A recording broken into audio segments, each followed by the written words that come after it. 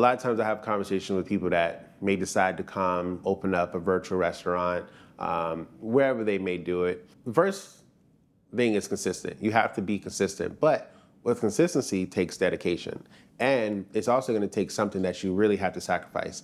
And as I have a lot of conversations with my friends, and the thing about it is we say a lot of big words that we don't really understand the meaning of them, and we don't really understand the gravity of these words. So the word sacrifice, we're like, oh, okay, yeah, we have to sacrifice, cool. I think we don't really take that word to heart when we say, okay, you're gonna have to sacrifice. What I say is when you're coming into this virtual restaurant space, when you're coming into a restaurant space at all, entrepreneur space, you're gonna have to sacrifice something. Meaning something is going to have to die.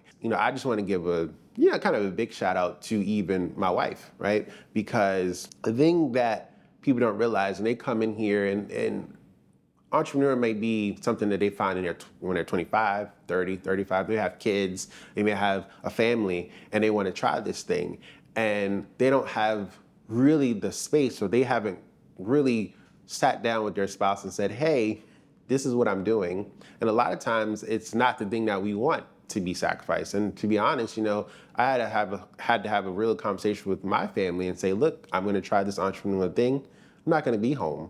So I really had to sacrifice family life. It was hard. It was terrible even for a long time, but we were able to just stick to the plan and stick to the thing and say, hey, on this day, at this time, we said we were going to go on this journey and we have to see it through. It doesn't look good today. It's not going to look good tomorrow, but eventually it's going to get there. And yeah, now we're on the other side of that. And funny enough, this year is our 10-year wedding anniversary. We're actually, going to renew our vows. And it's a big thing for me because it's almost like we literally killed our marriage. We killed our relationship for a really long time.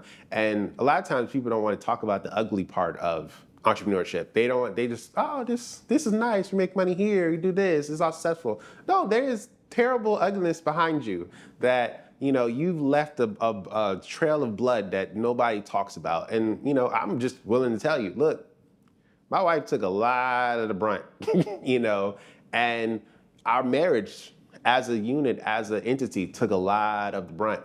And now that we're on the other side of that is now we can say, okay, hey, let's get married for real this time because we wasn't able to. First 10 years of our marriage, I was an entrepreneur. And that's all that mattered to both of us. In that consistency, just understand there's going to be sacrifice. And you have to identify, hey, what are you willing to sacrifice? And whatever you're trying to do, what could be sacrificed in that?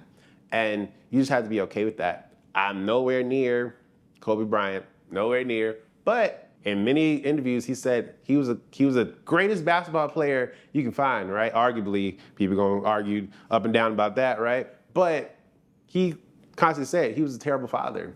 He was a terrible husband. He was a terrible friend. But we just skip over that. Like, nobody cares about that. You're the best basketball player. No, that's real. That's real life. So you want to be the best entrepreneur? You want to be the best restaurateur? What are you going to be terrible at? And start identifying those. What other parts are you going to be terrible at?